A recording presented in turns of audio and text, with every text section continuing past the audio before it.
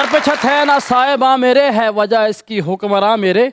जो तनासुब में है ज्यादा भी वही फारिग है नौजवान मेरे। बेरोजगारी है बढ़ रही फिर भी आ रहे हैं वासे चौधरी।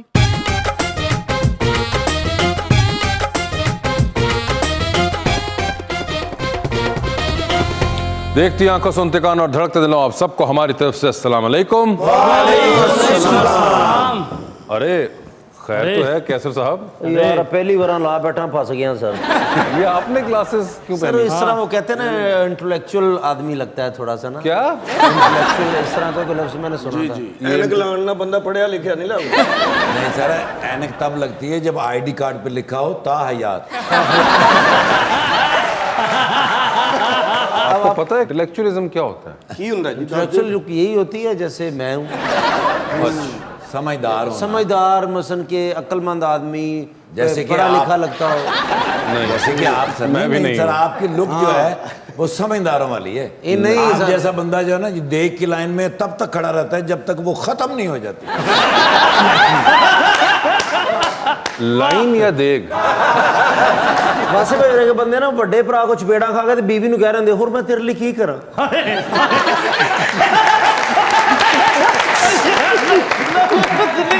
ਇਹੋ ਜਿਹੇ ਬੰਦੇ ਕਿਸੇ ਕੋ ਮਾਰ ਖਾ ਕੇ ਤੇ ਕਹਿੰਦੇ ਹੁੰਦੇ ਸ਼ੁਕਰ ਕਰੋ ਤੁਸੀਂ ਹੱਥ ਨਹੀਂ ਚੁੱਕਿਆ ਨਹੀਂ ਤੇ ਵਾਧਾ ਹੋ ਗਿਆ।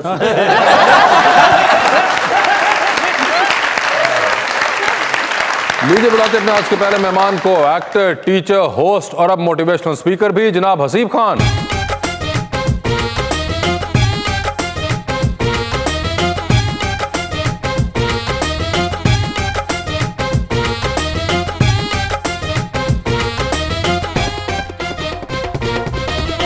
और हमारी दूसरी मेहमान मॉडल जो कि पढ़ रही हैं साइकोलॉजी, मोहतरमा हफ्सा हक।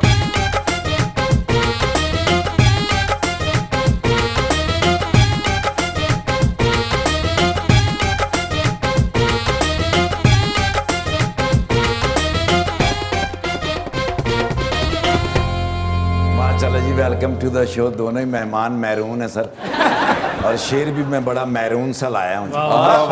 अखाड़ा सज गया है, पहलवान भी है ना। अखाड़ा सज गया है, आप भी अपने दिमागों पर से मिट्टी झाड़िए। हसीब और हफ्सा दोनों आज इकट्ठे हो गए हैं, आपकी भी नाजरीन कुछ तवज्जो चाहिए। ਨਾ ਸ਼ੇਰ ਵੀ ਹਫਸਾ ਜੀ ਲਈ अच्छा जी ਕਿ ਚਾਨਣ ਚਾਰ ਚ ਫੇਰਾ ਕਰਦੇ। अरे वाह वाह वाह। ਚਾਨਣ ਚਾਰ ਚ ਫੇਰਾ ਕਰਦੇ, ਅੱਖ ਤੋਂ ਦੂਰ ਹਨੇਰਾ ਕਰਦੇ। ਮੇਰਾ ਤੇ ਤੂੰ ਹੋ ਨਹੀਂ ਸਕਦਾ, ਮੈਨੂੰ ਤੇ ਤੂੰ ਮੇਰਾ ਕਰਦੇ। दोनों अपनी अपनी मर्जी करते हैं, यानी इश्क मोहब्बत फर्जी करते हैं। वादा करके वो मिलने नहीं आती, अच्छा उसे कहना ऐसे वादे ईद पे दर्जी करते हैं। जी हसीब साहब, क्या हाल है आपके? अल्लाह का शुक्र जी, बिल्कुल सर ये आप इस बार आए हैं तो आपके अंदर से एक पूरा हसीब निकल चुका हुआ है कहीं। हाँ जी, ये आके डबल एक्सेल से लार्ज का सफर है। ये कैसे हुआ? ये जी पिछले साल तकरीबन नवंबर से स्टार्ट किया। दिमाग में आया कि जहाँ कोविड बहुत कुछ चेंज कर रहा है तो अपने आप को भी चेंज कर लेना चाहिए। अच्छा। सिर्फ मालका ने थोड़ी जी तनख्वाह घटाई, परेशानी ना घट गई। और थोड़ी नहीं थी, बहुत ज्यादा थी। लेकिन और सोचा फिर कि जी पहले यही सोचते थे कि जी नहीं हो सकता, लेकिन फिर आहिस्ता आहिस्ता मुंह बंद करना पड़ता है, बस वो कोई 10 महीने लेकिन हो गए। ये तो बड़े अरसे से आप बड़े खाने पीने के शौकीन हैं, बहुत तो ये ज्यादा जी। उस नवंबर 2020 में ऐसा क्या था कि वहीं पे आपको ये चीज स्ट्राइक कर गई कि अब करना पड़ेगा? बस जी कोशिश ये थी कि जी ज्यादा मोटापा ज्यादा हो गया था, तो उस वक्त चलने पे या ऑफिस मेरा सेकंड फ्लोर पे है, तो सेकंड फ्लोर से वो चढ़ना जाना वो जरा थोड़ी सी टेंशन होने लग गई थी। तो मैं कहा यार ये तो काम ये खराब तो हो शुक्र जाएगा। है हम ते रस्से दे नाल लाउंदे ही, रस्से ना चढ़ाउंदे से ना। मगर ये सीढ़ियां नाल भी जी बड़ा मसला पे आ गया थी। क्या किया आपने ये? जी सिर्फ और सिर्फ खाना छोड़ा। खाना छोड़ा? सिर्फ डाइट के ऊपर सुबह दलिया जी और रात को दोपहर और रात के एक टाइम का खाना। सेहत अच्छी, खर्चा घट। तो आप सिर्फ अपना ही खाते हैं? जी आप सिर्फ अपने दूसरे खिला देते थे जी, लेकिन अब वो भी नहीं खिलाया जाता। और माशाल्लाह कितना आपने वजन कम किया? मैंने 20 केजी जी 20 केजी कम किया है। 20 केजी जब कम हुआ होगा तो वो जितने पुराने कपड़े थे वो जी, तो वो आपको सारे नए लेने पड़े होंगे। जी जी, वो उसको छोटा कराने की कोशिश की या फिर आया कि लार्ज वाली। और सबसे ज्यादा खुशी की ये बात है, बहुत से ब्रांडेड कपड़े जो हैं वो आपको अब साइज में आ जाते हैं मुझे पूरे। वरना पहले तो सिर्फ अपने बनवाने ही पड़ते थे। ਉਹ ਭਾਬੀ ਘਰ ਮਸ਼ੀਨ ਲੈ ਕੇ ਬੈਠੇ ਉਹ ਛੋਟੇ ਕਰੀ ਜਾਣ ਲੱਗੇ नहीं मगर इतने कपड़े तो नहीं हो सकते छोटे। नहीं नहीं इतने नहीं है, लेकिन ये है कि दोबारा लेने पड़े कपड़े उनके लिहाज से है। लेकिन coaches I am feeling much better now. अच्छा, अब एक कैसा महसूस करते हैं अच्छा वैसे? लगता है, मतलब मोर एजिलिटी ज्यादा आ गई है आपको, ज्यादा मेरे ख्याल है ज्यादा जिंदगी की तरफ बंदा ज्यादा आ जाता है, ज्यादा अजाइल है, ज्यादा चुस्त हो जाते हैं, ज्यादा अच्छे काम। अभी आप पहले चुस्त नहीं थे क्या? नहीं जी, पहले मैं चुस्त था, लेकिन मैं ज़हन से चुस्त था, लेकिन भागा नहीं जाता तो ज़हन मेरा बिल्कुल चुस्त होता था, लेकिन वो मेरा जो पूरा जिस्म वो कहता है कि कैन लगा जे खुदा दा वास्ता जे रुक जा, तो वो उस तरह के काम। बड़े सुस्त ਹੁੰਦੇ ਸੀ ਹਫਤੇ ਵਾਲੇ ਦਿਨ ਇਹਨਾਂ ਨੂੰ ਭੇਜੀਦਾ ਚੀਜ਼ ਲੈਣ ਤੇ ਮੰਗਲ ਵਾਲੇ ਦਿਨ ਵਾਪਸ ਆਉਂਦੇ ਸੀ ਯਾਰ ਹੁਣ ਆਣ ਹੀ ਕਰਦੇ ਨੇ। ਹੁਣ ਅਣਜਾਣ ਹੋ ਜਾਂਦਾ ਹੁਣ 20 ਕਿਲੋ ਵਜ਼ਨ ਘਟਿਆ, ਉੱਠ ਕੇ ਟੁਰਦੇ ਨੇ ਤੇ ਲੱਗਦਾ ਕੋਈ ਸ਼ੈ ਭੁੱਲ ਗਿਆ ਮੈਂ ਫਿਰ ਲੱਤਾਂ ਨੂੰ ਤਾਂ ਚੈੱਕ ਕਰਦੇ ਕਿ ਪੂਰਾ मैं हफ्सा जी आपका क्या हाल है? मैं भी अल्हम्दुलिल्लाह ठीक, आप सुनाएं? बिल्कुल ठीक ठाक। पहले तो ये बताएं कि ये आप मैचिंग इतना ज्यादा ये कैसे? ये अचानक हो गया। हाँ, ये कसम से कोई प्लान नहीं आपकी थी। पहले मुलाकात है इनसे कभी? कभी भी नहीं, पहली दफा। कभी भी नहीं, पहली दफा के अंदर ही इतनी जबरदस्त मैचिंग हो गई। बस देख लें। हसीब साहब ये तो एक बड़ा ही जबरदस्त इत्तेफाक नहीं है? सर मैंने कहा कि आप तो ये रंग पहन सकते हैं, चले ठीक है, कि मेरे पहनने के ऊपर क्वेश्चन मार्क आएगा कि मैंने ये रंग क्यों पहना। हम सब काफी हंसे थे इस बात पर। अच्छा, आप दोनों हंसे भी इस बात? और हमने ये भी कहा था कि आप इसको नोट भी करेंगे और फिर अगला तो आप ही करेंगे जो भी करेंगे। नहीं, अब देखिए, चोर की दाढ़ी में तिनका अगर हो तो वो मैंने तो नोट करना ही था। लेकिन जो मैं ज्यादा एक और चीज इंटरेस्टिंग आप दोनों में मुझे कॉमन लगती है कि आप भी एज से ही हैं और ये भी एज से ही। बिल्कुल ऐसे ही है। ये भी एक बड़ी कॉमन चीज है कि हफ्सा और हसीब दोनों एज से और दोनों ने एक ही रंग पहना हुआ है। और डांस का भी अगर आप ताल्लुक करें तो ये डांस सिखाती हैं। अच्छा, और मैं आपको ये भी हल्की आंच से लेकर पूरी आंच तक नाचता ही रहता तो मेरे लिए ये बताएं आपको कैसे इल्म है कि ये डांस करती? ये अभी पीछे पता लगा मुझे। अच्छा, आपने पीछे बातचीत शुरू कर दी थी? मतलब आप बैठे रहे यहाँ पे आके तो बात तो बैठे तो इंसान बैठा, खामोशी भी एक चीज होती है। ट्रेन में भी जा रहे होते हैं, कहीं ना कहीं बात तो शुरू हो ही जाती है। ये ट्रेन तो नहीं है।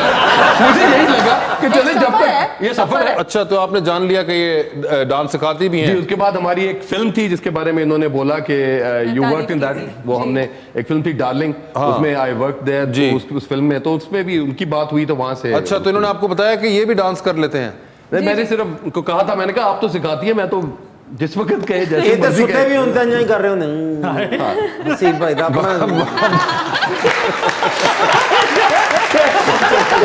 मुझे वो एक गेम होती थी, वो स्ट्रीट फाइटर, उसमें एक वो होता था, एक वो इंडियन गेम तो कैरेक्टर जरूर था, वो उसकी डांस करके वो डांस करके मुझे था उसकी तरह बिल्कुल आप लगे मुझे भी।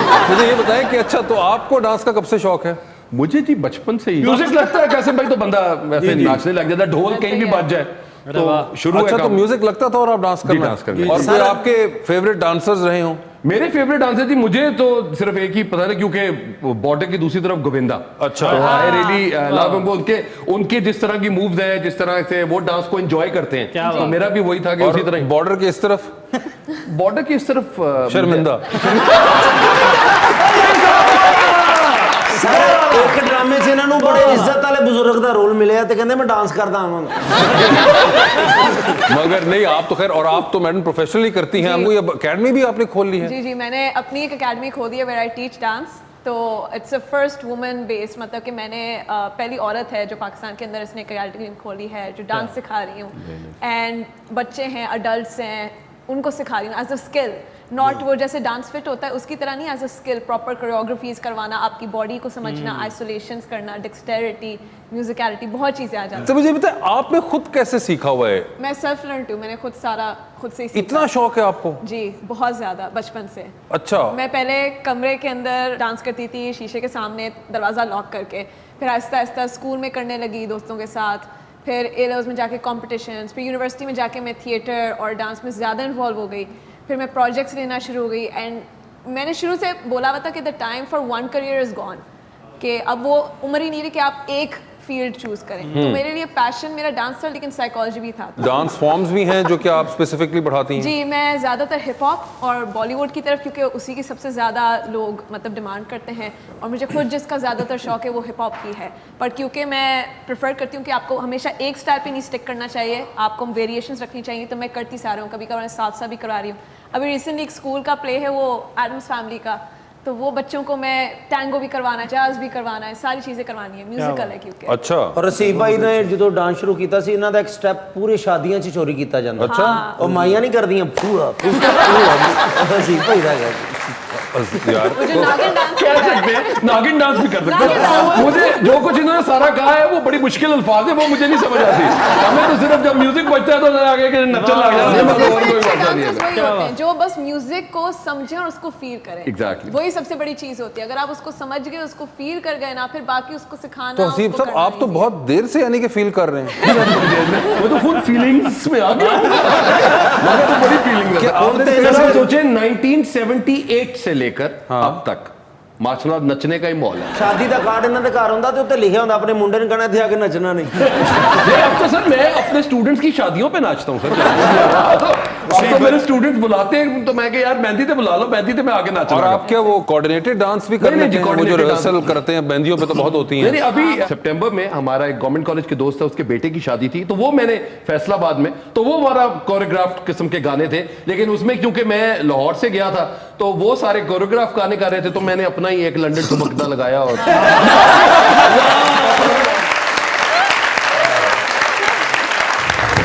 मुझे कुछ यूं नजर आने लगा है, वो बिजली महंगी करवाने लगा है एक अरसे से कुछ लोगों का कहना, बहुत जल्दी वो घर जाने लगा है।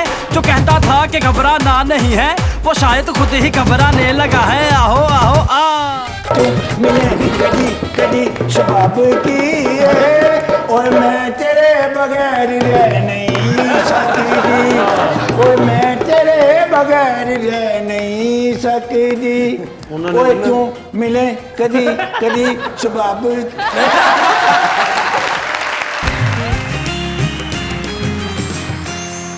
वेलकम बैक टू मुज़ाकरात। हसीब साहब मोटिवेशनल स्पीकिंग भी कर रहे हैं, ये कहाँ से ख्याल आया आपको? ये sir motivational speaking as such तो वैसे तो नहीं होता कि जी किसी को मोटिवेट करना है, लेकिन सिर्फ ये होता है कि कुछ ना कुछ बातें इस तरह की अपने एक्सपीरियंसेस लोगों के साथ शेयर किए जाते हैं। हमारे स्टूडेंट्स के साथ अगर यंग जनरेशन के साथ गपशप लगाएं तो उनको आजकल डिप्रेशन उनकी जिंदगी का बहुत हिस्सा है कि जी डिप्रेस हो जाते हैं, हमारी जो एक्सपेक्टेशंस है वो पूरी नहीं होती, तो उनको फिर हम अपनी जिंदगी की कहानियां सुनाते हैं कि जी हमारे साथ भी ये हुआ था, और हम जिंदगी तो चलने का नाम है, लेकिन सर दफा चलते गलत गल है, आप पतले और लोगों को मोटिवेट कर रहे हैं।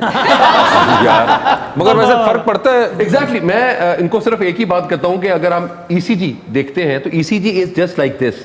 तो ईसीजी का मतलब आपकी जिंदगी के उतार चढ़ाव है, तो इसका मतलब है कि जिंदा है। अगर स्ट्रेट लाइन होगी तो इसका मतलब है कि इंदा लिल्ला हो गया, खत्म हो गई जिंदगी। तो आपने अपने आप को अगर एक ही जगह पे ठहराई रखेंगे तो इसका मतलब है कि डेड। एज ए टीचर भी यही कॉन्सेप्ट था कि लोगों की कोई ना कोई वैल्यू ऐड की जाए उनकी जिंदगी में। तो उनकी जिंदगी में वैल्यू ऐड करते करते जहां पे कुछ स्टूडेंट्स ने सुना, उन्होंने आगे कुछ स्टूडेंट्स को कहा कि जी आए इनका एक सेशन रख लेते हैं। तो इसी तरीके से मुझे लगता है कि 5-6 साल हो गए just motivating people, just adding value in their life. तो अच्छा लगता है। सबसे कॉमन चीज आपको क्या सुनने को मिलती है जो कंप्लेन होती है इन लोगों की? एक तो लोग क्या कहेंगे, नंबर वन कंप्लेन, लोग क्या कहेंगे? बच्चे आते हैं कि जी हम इंजीनियरिंग कर रहे हैं, हम डॉक्टरी कर रहे हैं, तो उन्होंने कहा जी क्यों कर रहे हैं? उन्होंने कहा जी अम्मा की ख्वाहिश है या अब्बा की ख्वाहिश है। तो मैंने कहा आपकी क्या ख्वाहिश है?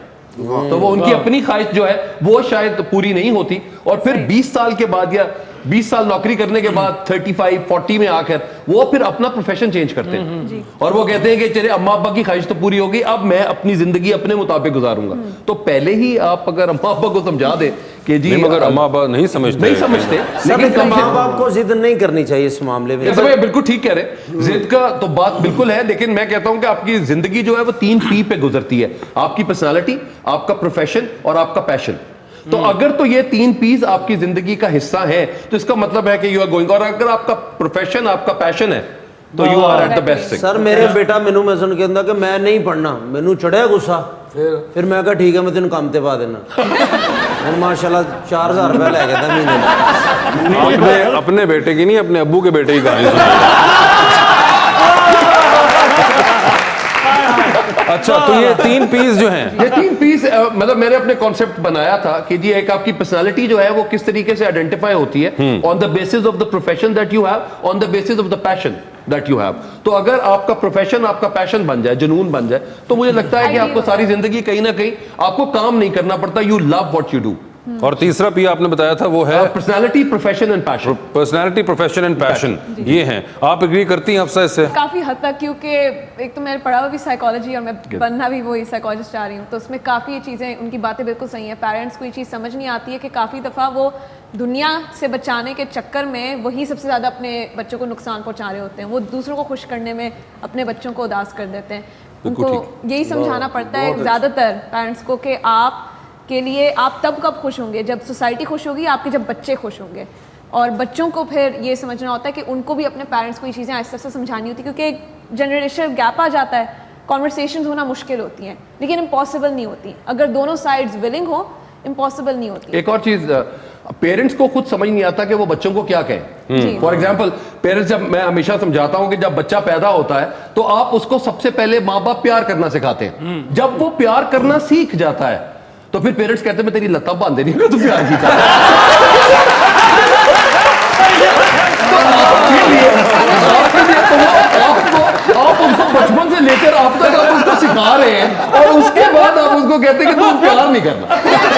इंटरेस्टिंग चीज़ है, बड़ी एम्बिवलेंस आ जाती है इस चीज़ में। मतलब कि पसंद की शादी करो, ये करो, सब कुछ करो, लेकिन पसंद अगर किसी को कर लिया तो पूरा घर सर पे चढ़ जाता है। एक और चीज, बड़ी इंटरेस्टिंग चीज़ मैंने एक और चीज बताई हमारे अपने हिसाब से कि आपको अपनी जिंदगी की प्रायोरिटी बनानी होती है।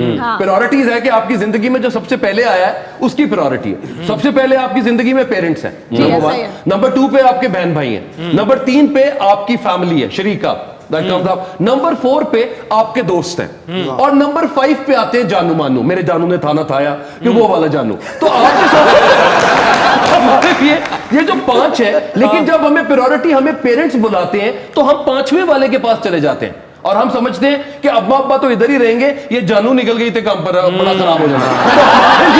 तो हमारे लिए ये कॉन्टेक्स्ट करना, देखना है, प्रायोरिटाइज करना बहुत इंपॉर्टेंट है कि जो हमारी जिंदगी में पहले है हमें उसको प्रायोरिटाइज करना। अजीब साहब, आपके जो एनालिसिस किया है इसके मुताबिक जो आखिरी 5वें नंबर वाली हैं वो तो बहुत इससे डिसएग्री करेंगी। जी बहुत, क्योंकि वो तो बदल सकती है जी, वो तो इधर उधर जा भी सकती है। अम्मा अब्बा तो नहीं बदले जाते, अम्मा अब्बा तो वही रहेंगे। आज आपकी जानू मानू है, कल कोई और जानू मानू बन जाएगी, फिर क्या करेंगे? सर, इसके अंदर एक फ्लिप साइड भी है कि वो अब जानू मानू अगर आपसे परमानेंट हो जाएं, तो फिर सर वो फिर और डिफरेंट है सर। वो तो फिर आपकी एक अलग कहानी, फिर आप उस फील्ड में आ जाते हैं कि आप पेरेंट्स बन जाएंगे, फिर you will be there at number 1 priority अपने बच्चों के लिए, और आपके लिए फिर आपकी प्रायोरिटी आपके बच्चे हो जाते हैं। तो अच्छा। वो तो एक अल्टीमेट। लेकिन मैं एक स्टूडेंट से जो आप 10 साल से लेकर आप आगे बच्चे जाते हैं 30-40 इयर्स तक, आप देख रहे होते हैं कि आप किस तरह ग्रो कर रहे हैं और आपके वालिदैन किस तरह बूढ़े हो रहे हैं। हमारे लिए होता है कि मुझे काम ज्यादा है, इस वजह से मैं पेरेंट्स को टाइम नहीं दे रहा, या मेरे साथ कोई इस तरह की सिचुएशन है कि मेरे पास और बहुत से लोग हैं जिनको टाइम देना है, अम्मा अब्बा को बाद में टाइम दिया जा सकता है, तो उनके लिए मैंने कहा कि कम से कम उसको प्रायोरिटाइज प्रायोरिटी करनी होती है। लेकिन एक ये भी है कि हमारा कल्चर भी कलेक्टिविस्टिक है, तो इसके अंदर हम लोग सोसाइटी और फैमिली को बहुत हाईली वैल्यू करते हैं।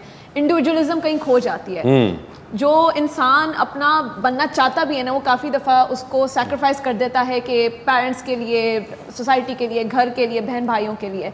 तो एक बैलेंस मेंटेन करना नेसेसरी होता है कि आप अपने काम करो, ज़रूर करो, पैशंस परस्यू करो, लेकिन बैलेंस भी रखो, सुन लो उनकी बातें, घर पे भी टाइम दें, क्योंकि इवेंचुअली बात ये है कि उन्होंने सारे वक्त तो आपके साथ नहीं रहना है। हमारा ऑन भी ये सीखना चाहता है, ये भी अच्छा डांसर भी है, कोशिश तो बड़ी करता है, तो इसकी कितनी फीस होगी या इसे माफ़ कर दें? लेकिन अगर वो सीखना चाहें तो फीस तो मैं दे दूंगा, मेरा तो भतीजा भी है, छोटा भाई भी है, तो अच्छा, नहीं आप इसे सिखा देंगे? ऑफ कोर्स, कोई आप मसला सीखना नहीं चाहेंगे सर? और उसके साथ आप फ्री, आपने भी आना होगा साथ, तो वो सर भी मैं, इन्होंने सीखना, मैं इन्होंने सिर्फ फ्री होना है। कोई फ्री है। यही था, मोटिवेशन यही थी। हाँ कि फ्री होना। वैसे ऐसे भी कैरेक्टर्स आते हैं क्लासेस के अंदर, बड़े इंटरेस्टिंग से आते हैं, जो मतलब छोटे बच्चे भी आएंगे, वुमेन जो 30-year-old वुमेन मैरिड भी होंगे काफी। एक तो एक फादर आए थे, अपनी बेटी को शादी पे सरप्राइज देना चाह रहे थे। अच्छा, बड़ा क्यूट था, और उन्होंने कहा था कि मैं उसको पता नहीं है कि मैं ये कर रहा हूँ, प्लीज नहीं बताएगा। तो मैं काफी खुश हुई थी। मैं कोशिश मेरी यही कि डांस का जो बना हुआ एक टैबू सोसाइटी के अंदर, उसको डिस्टिग्मेटाइज किया जाए। It's in the and an art, it is an art, अगर उसको आप उस तरीके से देखें। अनफॉर्चुनेटली ज़्यादातर उसको टैबू या वल्गैरिटी की तरफ देख लिया जाता है, जबकि ऐसा नहीं है। इट इज आर्ट और बहुत देर से आर्ट के तौर पे आ रहा था नहीं कोई ऐसा बंदा जो तुम 3 घंटे सिखाया बाद चो आके क्या हो पाए ताड़े वास्ता कम नहीं हाँ वैसे ये भी होता होगा, या कोई टेस्ट वगैरह लेती हैं आप? नहीं, I think anyone can dance. आपने बस अगर एफर्ट डाली हुई है, अगर आप कमिटेड हैं, मुझे लगता है सबसे बड़ी लिमिटेशन इंसान की वो खुद होते हैं और कोई नहीं होता। अगर आप खुद को कह देना कि मैं नहीं कर सकता ये, आपने अपने आप को उधर उधर ही प्रोग्रेस इंप्रूवमेंट सब रोक दिया है। लेकिन अगर आपने ठान लिया कि नहीं यार मैंने कोशिश करनी है, मेरी सबसे बड़ी फियर जो है वो है कि मैं इम्प्रूव करना छोड़ दूँ। मेरी 0.01 भी प्रोग्रेस होती रहे ना, मैं खुश हूँ। पर जहाँ पे मैं रुक गई उधर मुझे लगता है मेरी जिंदगी खत्म। लेकिन मेरी जिंदगी के वास्ते पे सबसे बेस्ट डांसर ओन अली है। अकरम राई दे गाने ते डिस्को डांस कर लेंदा है। अच्छा वैसे अब आपस की बात है, आपकी जिंदगी कौन सी को बहुत बड़े कोई वर्ल्ड डांसर की जिंदगी है जिसने कोई इतना को वो किया होगा? सर मैं देखिया है, मैं मतलब ठीक है आपका कोई वो रिलेटिव है और आपका एक फैसलाबाद का कनेक्शन भी है, लेकिन जान है जी। आप मतलब क्या उसको पेश करना चाह रहे हैं? बस सर ये मैं अभी देखे थोड़ा सा करके भी आपको दिखाया। हाँ, क्या पता hidden please carry talent on जटा। तो मजाक कर रहे हैं, मुझे डांस आता है। आता है तो वही बात ना। इसने विन भी किया हुआ है। सर कराची में एक डांस कंपटीशन हुआ था प्राइवेट चैनल पे, और उसमें जजेस थे फैसल कुरैशी साहब, मोहम्मद राना साहब, रेशम जी उसमें थी। तो मैंने उस कंपटीशन को विन किया है। तो आप भी को बताइए अपना कोई डांस कौन सा आपको पसंद है, कोई फॉर्म का बताइए। मुझे भी हिप हॉप ही पसंद है। हिप हॉप ही ना, ज्यादा पॉपिंग एंड लॉकिंग और ये सारी चीजें आ जाती हैं। मजे का स्टाइल होता है। पॉपिंग एंड रॉकिंग, ये भी क्या कोई स्टाइल है? ये बेसिकली हिप हॉप के अंदर पॉपिंग एंड लॉकिंग होती है। जैसे पॉपिंग एंड लॉकिंग या रॉकिंग?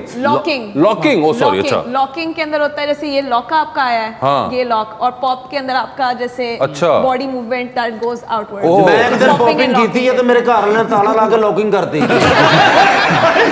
तो आप भी पॉपिंग लॉकिंग या कुछ और? हिप हॉप में ये जो hop के बात कही terms बिल्कुल हैं। सही। तो जो हिप हॉप करता है ना उसके लिए बाकी फॉर्म्स भी इजी हो जाते हैं। इजियर हो जाते हैं, एक्चुअली दैट्स ट्रू। वो कर लेता है। क्योंकि मैं सारे, मुझे कोई हाँ मसला जी। नहीं होता, आप किसी भी चीज को पिक कुछ कर भी सकते कर हैं सकते क्योंकि हैं। उसी की सारी जो मैकेनिक्स होती है ना वो हर डांस में जारी होती है। ओए होए होए। डिसिप्लिन होता है, उसमें फ्लेक्सिबिलिटी आ जाती है, वेव्स आ बिल्कुल, जाते हैं, हर चीज। तो ये सिंगिंग का शौक तो हमें पता है क्योंकि आपके भाई भी सिंगर है और खानदान में सिंगर बहुत है। तो ये डांस का शौक आपको कहाँ से हुआ? मुझे डांस का शुरू से ही था, कितना को शुरू से?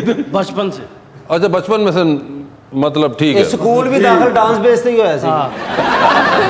तो बचपन से मैंने डांस और एक्टिंग का ही सोचा हुआ था। अच्छा तो ये सिंगिंग का कहाँ से टीका लगवाया? सिंगिंग का सर सीन ये है कि हमारे घर में रियाज सबका ही जारी होता ठीक है, है कि जब सब बैठ के बच्चे रियाज करते रहते। ठीक है। लेकिन मेरा जो पैशन था वो डांस और एक्टिंग ही था, लेकिन वो साथ साथ फिर सिंगिंग करनी ही पड़ी। फिर ये जब नचले में गया ना, वहाँ पे फिर टैंगो, स्लो मोशन फॉर्म्स आई, तो फिर वो अच्छा ये तमाम चीजें भी कर लेते हैं स्लो मोशन में, वो चलना और वो जी पूरा गाना हमने स्लो मोशन में किया था। अच्छा और फिर एक कंटेम्प्रेरी भी हमने वहाँ पे परफॉर्म, Interesting. सारी फॉर्म्स मैंने की। That's good. तो बड़े मैं तो ये वाले डांस का कुछ नहीं पता, मैं तो सिर्फ बुर्रा। Great. You know, I am very happy today. Why? I got a great idea. As always. In these days, you know, printing टाइयां बड़ियां इन हैगियां। Printed ties. Yes, printed tie ਦਾ ਰਿਵਾਜ ਹੀ ਪੈ ਗਿਆ। अच्छा। But you know, ਮਸ਼ੀਨਾਂ 'ਚ ਪ੍ਰਿੰਟ ਹੁੰਦੀਆਂ ਨੇ। अच्छा। ਮੈਂ ਸੋਚਿਆ ਮੈਂ ਹੈਂਡਮੇਡ ਬਣਾਵਾਂਗਾ। ਓਹੋ। Yes, washable paint ਲੈ ਕੇ ਜੋ ਤੁਸੀਂ ਕਹਿਣਾ ਹੈ, ਉਹੀ ਮੈਂ ਬਣਾ ਦੇਣਾ। ਓਹੋ। ਹਾਂ ਮੈਂ ਤੁਹਾਡੀ ਫੋਟੋ ਬਣਾ ਕੇ ਤੁਹਾਨੂੰ ਦਿਆਂਗਾ। ਠੀਕ ਹੈ। ਤੁਸੀਂ ਉਹ ਟਾਈ ਪਾਣਾ, ਵਾਈਟ ਦੇ ਉੱਤੇ ਤੁਹਾਡੀ ਫੋਟੋ ਬੜੀ ਅੱਛੀ ਲੱਗੇਗੀ। ਹਾਏ ਹਾਏ ਹਾਏ। ਪਤਾ ਨਹੀਂ ਲੱਗੇਗਾ ਕੌਣ ਹੈ। ठीक है। ਉਹ so I went to the tie market। Okay.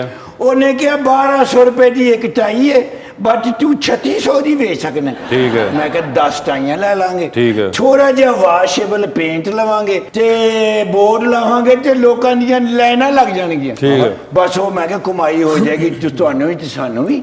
ਬਸ ਤੁਸੀਂ ਟਾਈਆਂ ਤੇ ਪੇਂਟ ਲੈ ਕੇ ਦੇਣਾ, ਬਾਕੀ ਤੇ ਸਾਰੀ ਮਿਹਨਤ ਮੇਰੀ ਹੈ। So could you please give me 3500 एक मिनट, 3.5 पड़े हैं तुम्हारे पास? वो तो हमने कारोबार में लगा लिया। ओह अच्छा सॉरी। इस साइड पे तो नहीं, यहाँ ट्राई कर लें। ਇਹ ਜੋ ਸਰ ਕਿਹੜੀ ਮਿਨਿਸਟਰੀ ਹੈ? ये फनकार। ਚਿਹਰੇ ਤੋਂ ਲੱਗ ਰਿਹਾ ਕਿ ਬੜਾ ਨਫੀਸ ਆਦਮੀ ਨੇ। अच्छा। 3500 ਤੁਹਾਡੇ ਵਾਸਤੇ ਕੀ ਨੇ? ਤੁਸੀਂ ਤੇ ਠਾ ਮਾਰਨੇ ਨੇ। ਦਿਸ ਇਜ਼ ਗੁੱਡ ਗਾਈ। ਚਲੋ ਕੋਸ਼ਿਸ਼ ਕਰਨੇ ਆ, ਫਿਰ ਤੁਸੀਂ ਮੇਰੇ ਬਿਜ਼ਨਸ ਪਾਰਟਨਰ ਹੋਵੋਗੇ। ਅੱਧੇ ਪੈਸੇ ਤੁਹਾਡੇ ਤੇ ਅੱਧੇ ਮੇਰੇ। ਦਿਨ ਚ ਕਮ ਸੇ ਕਮ 30000 ਰੁਪਏ ਤੇ ਕਮਾ ਹੀ ਲੈ। 15000 ਤੁਹਾਡਾ ਤੇ 15 ਮੇਰਾ। Let me dedicate you a one song. जी प्लीज। तू मिले कजी कजी शबाब की है, तू मिले कजी कजी शबाब की है, और मैं तेरे बगैर रह नहीं सकती, और मैं तेरे बगैर रह नहीं सकती, और तू मिले कजी कजी शबाब। नो प्रॉब्लम ਹੁੰਦਾ मेरी जिंदगी च को पहली बारी थोड़ी है, तुसी भी कोई पहली बारी इनकार थोड़ी कीता सेम टू सेम ही बिल्कुल जे हो जाए बंदा होएगा हो जाए कोई टकरेगा ਤੁਹਾਡੇ ਕੋਲ ਕੋਈ ਬਾਜੀ ਤੁਹਾਡੇ ਕੋਲ ਕੋਈ मैं बिजनेस दुआएं पार्ट दूंगी, वो सबसे बड़ी चीज है। नो नथिंग पर्स किथे ਗੱਡੀ 'ਚ पे घर छोड़ आई थी, मैंने कहा मैं ਚੰਗਾ आज- ਕੀਤਾ ਜੇ ਮਗਰ ਉਹ ਜਾਨ ਛੁੱਟੀ हाँ बस ਵੀ ਜਿੱਥੇ ਵੀ ਲੋੜ ਪਵੇ ਕੋਈ ਜੀ ਘਰ ਪਿਆ ਹੈ मैंने कहा किसी को ट्रस्ट नहीं कर सकती इस ਗੁੱਡ जमाने ਗਏ में। ਪਾਇੰਦਾ ਕੀ ਨਾ ਹੈ हसीब ਚਲੋ ਅੱਲਾ ਤਰੱਕੀ ਕਰੇ शुक्रिया। ਜਿਵੇਂ ਮੈਂ ਕਿਹਾ ਉਂਝ ਹੀ ਕਰੇ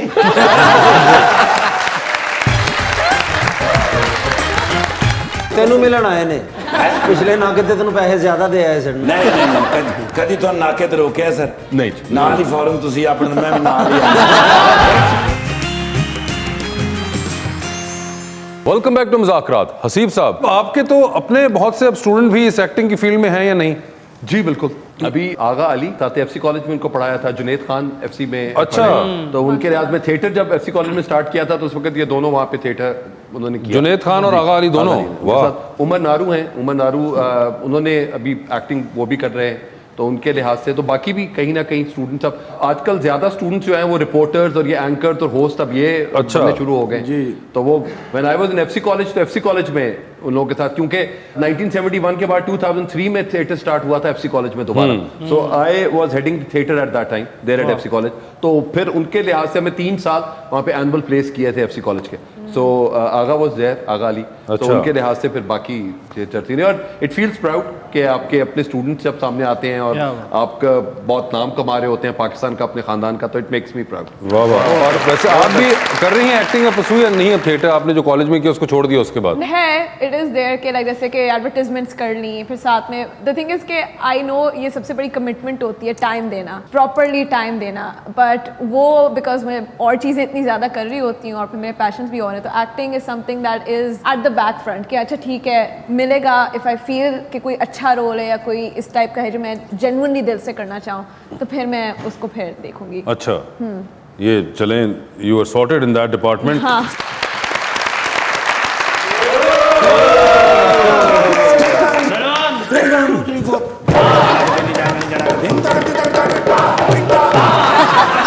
मैंने तो जिंदगी च भी जिंदा रहने का जुनून खत्म हो गया यार। 4 दिन की मैं छुट्टी लई 8 साल बाद। अच्छा। मैं थक गया, मैं घर जाके सुकून करने घर जाके थोड़ी भरजाई नूं मैं खुशखबरी सुनाई है। मैं 4 दिन की छुट्टी हैगी है, क्वालिटी टाइम तुहाडे नाल गुजारांगा। फोन मैं बंद कर दिता, मैं किसी का फोन ना आवे। ठीक है। ते तुहाडी भरजाई ने फोन चुकिया, ऑन किया ते अपनी अम्मी ने फोन कर दिता, कहती शाम को आ रहे हैं हम आपके घर। सुकून थे उत्थे ही तबाह हो गए। मैंने कहती मुझे एक्सरे लेके चलो, वहां से कुछ सामान लेना है, फिर अम्मी के घर चलेंगे। ओ मैं क्या अल्लाह दी बंदी है, मैं छुट्टी लई है घर दे विच सुकून करने वास्ते, मैं थोड़ी जी स्पेस चाहिए। कहंदी है इस चिड़िया घर नाल ते मेरी अम्मी दा घर वड्डा हैगा, उत्थे स्पेस ज्यादा है, उत्थे फिरदे रहना। ओ मैं क्या मैं सिर्फ सुकून करना है, रिलैक्स करना है। कहंदी इसका मतलब है कि मेरी अम्मा के घर में सुकून नहीं है। और मैं क्या मेरी एक बात को समझो। कहंदी अच्छा मैं समझदार भी नहीं रही, डोरी मार दी सू यार, आ मेरी कान दे विच डोरी मार दी सू। मैं हैरान हो गया, मैं क्या घर दे विच मैं सुकून करना आया सा, रिलैक्स करना आया सा, अगो मैंने नवा स्यापा पा दिता। कहंदी पिछले हफ्ते मेरी मामा ने आपके लिए पुलाव बनाया था, याद नहीं है? ओ मैं क्या याद तो है लेकिन फिर हाल तो मैंने सुकून लैन दे। कहंदी आज तुम अगर मेरी अम्मा के घर ना गए तो नाल ही टिफिन चुक लिया। मैं फटाफट फोन ऑन किया, मैं कहते तो चंगा ड्यूटी ते चले जावां, ट्रंप साहब की कॉल आ गई। अच्छा। मैं क्या चलो शुक्र है कॉल है। मैं क्या जी सर। कहंदे ने come to me as soon possible. ओ मैं क्या सर तुहाडे मसले ते जिंदगी च नहीं मुकने, आ मेरे मसले दा हल करो। कहंदे ने की होया है? मैं क्या जी मेरी बीवी सुकून नहीं लैन देंदी। कहंदी कि मामा के घर चलो। वो कहंदा तुम तो लकी हो, ਸਕੂਨ से रिश्तेदारों के घर तो जा रहे हो आ मेरे वाली तो ना बहन देंदी है ना रहन देंदी है तो ना सकून लैन देंदी है मैं क्या घर घर यही हाल है सराने तले फोन रखिया है ते ड्यूटी ते आ गए ओके मैं ते आ गया ड्यूटी ते अच्छा हाँ ते ਤੁਹਾਡਾ प्रोग्राम किस तरह चल बड़ा रहा है जबरदस्त चल रहा था अभी ओ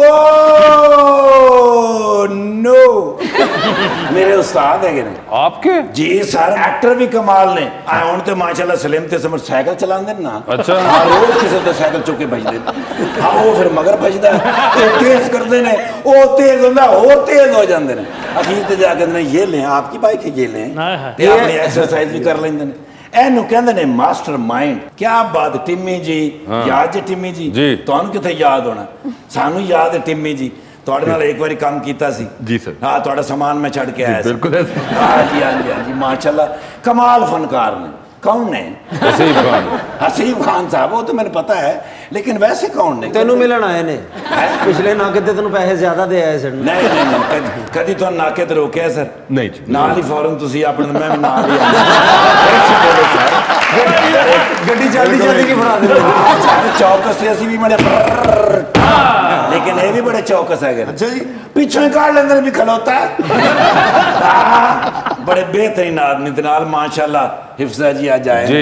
बड़े अरसे तो बाद आए ने कितने चले गए सर यहीं पे थी हाँ माशाल्लाह सर जी ਤੁਹਾਡੇ ਨਾਲ ਫੋਟੋ ਲੈਣੀ ਹੈ ਤੁਹਾਡੀ ਤਾਂ ਪਹਿਲੇ ਫੋਟੋ ਮੇਰੇ ਨਾਲ ਹੈ ਲੇਕਿਨ ਉਹਦੇ 'ਚ ਮੈਂ ਨਹੀਂ ਨਜ਼ਰ ਆ ਰਿਹਾ ਉਹਦੇ 'ਚ ਤੁਸੀਂ ਨਜ਼ਰ ਆ ਰਹੇ ਹੋ ਵੈਕਸੀਨੇਟਡ ਹੋ ਨਾ जी जी सर हाँ ठीक है भाई वैक्सीन लवानी चाहिए हर बंदे ਨੂੰ ਚਾਹੀਦਾ ਵੀ ਫਟਾਫਟ ਵੈਕਸੀਨ ਲਵਾਓ ਹੁਣ ਤੇ ਇਹ ਨਹੀਂ ਇੰਤਜ਼ਾਰ ਕਰਨਾ ਚਾਹੀਦਾ ਵੀ ਮੈਸੇਜ ਆਏਗਾ ਤੇ ਜਾਵਾਂਗਾ ਨਾ ਨਾ ਨਾ ਨਾ ਨਾ ਭੱਜਿਆ ਜਾਵੇ ਲਾਈਨ 'ਚ ਲੱਗੇ ਵੈਕਸੀਨ ਲਵਾਵੇ ਤੇ ਘਰ ਆ ਜਾ ਹੁਣ ਟੈਨਸ਼ਨ ਕਹਿੰਦੇ ਇਹ ਵਨ ਸੈਲਫੀ ਪਲੀਜ਼ ਹੈ ਕੀ ਹੈ ਹਾਲ ਆ ਗਈ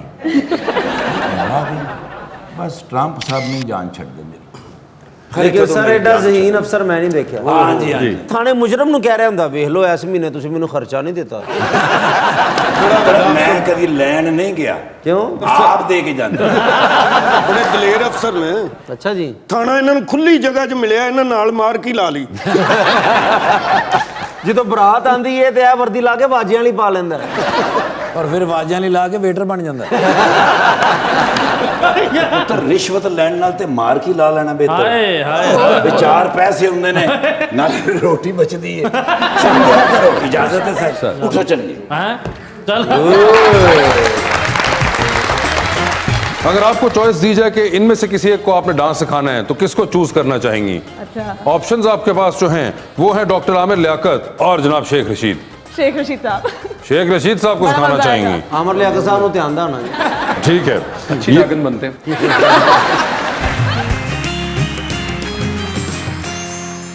वेलकम बैक टू मुज़ाकरात जी। तो 2020 का आगाज करते हैं। हफ्जा आधी रात का वक्त है, शदीद बोरियत का आलम है, एक कॉल का बैलेंस मौजूद है। वो एक कॉल बोरियत खत्म करने के लिए इनमें से किन को करना चाहेंगी? ऑप्शंस आपके पास जो है वो है राना सनाउल्लाह और जनाब मौलाना फजल रहमान। ये बड़ा मुश्किल है राना सनाउल्लाह। राना सनाउल्लाह। अगर आपको चॉइस दी जाए कि इनमें से किसी एक को आपने डांस सिखाना है तो किसको चूज करना चाहेंगी? अच्छा knowing what ever little knowledge you have of हाँ, ये देम। बड़ा ठीक है, interesting होगा। ऑप्शंस आपके पास जो हैं वो है डॉक्टर आमिर लियाकत और जनाब शेख रशीद। शेख रशीद साहब। शेख रशीद साहब को बड़ा सिखाना मजा आएगा। चाहेंगी? ਆਮਰ ਲਿਆਕਤ ਸਾਹਿਬ ਨੂੰ ਧਿਆਨ ਦਾ ਹੋਣਾ ਜੀ ठीक है, अच्छी लगन बनते हैं ये बताइए टाइटैनिक पर जा रही हैं, 2 वीआईपी पास हैं, एक अपने दूसरे पे किसी और को लेके जा सकती हैं, किसको टाइटैनिक पर अपने साथ लेके जाएंगी? ऑप्शंस हैं आपके पास अदनान सदीकी और हुमायूं सईद। अदनान सिद्दीकी। अदनान सदीकी, जी। ये बताएं डूबती कश्ती में सवार हैं, 2 लाइफ जैकेट्स हैं, एक अपनी है दूसरी देके किसी की जान बचानी है, किसको देना चाहेंगी वो दूसरी लाइफ जैकेट आप? ऑप्शंस आपके पास है उस्मान बुजदार और शहबाज शरीफ। उस्मान बुजदार। उस्मान बुजदार, ठीक है जी। हसीब साहब, आधी रात का वक्त, शदीद बोरियत का आलम, एक कॉल का बैलेंस मौजूद, वो एक कॉल बोरियत खत्म करने के लिए किन को करना चाहेंगे आप? ऑप्शंस आपके पास जो हैं वो हैं मौलाना फजल रहमान और जनाब फयाजुल हसन चौहान। फयाजुल हसन चौहान साहब। फयाजुल हसन चौहान साहब को। सर ये बता दीजिए, जा रहे हैं आप अवार्ड शो के ऊपर गाड़ी चला के, साथ में 4 सीट्स बाकी हैं, कौन होंगी वो 4 जिनको आप अपने साथ लेके जाना चाहेंगे? ऑप्शंस आपके पास जो हैं वो हैं मोहतरमा बुशरा अंसारी, सबा हमीद, समीना अहमद, नादिया अफगन साहिबा और अतीका ओडू जी। मेरे ख्याल से सिर्फ सबा हमीद साहबा को हटा के बाकी सारे के सारे। ठीक है, ये बताइए सर, लिफ्ट के अंदर एंटर हुए हैं, 3 लोग मौजूद हैं, एक के साथ सेल्फी है, एक को स्माइल है और एक को कहना है कि मेरे ख्याल से आपका फ्लोर आ गया है।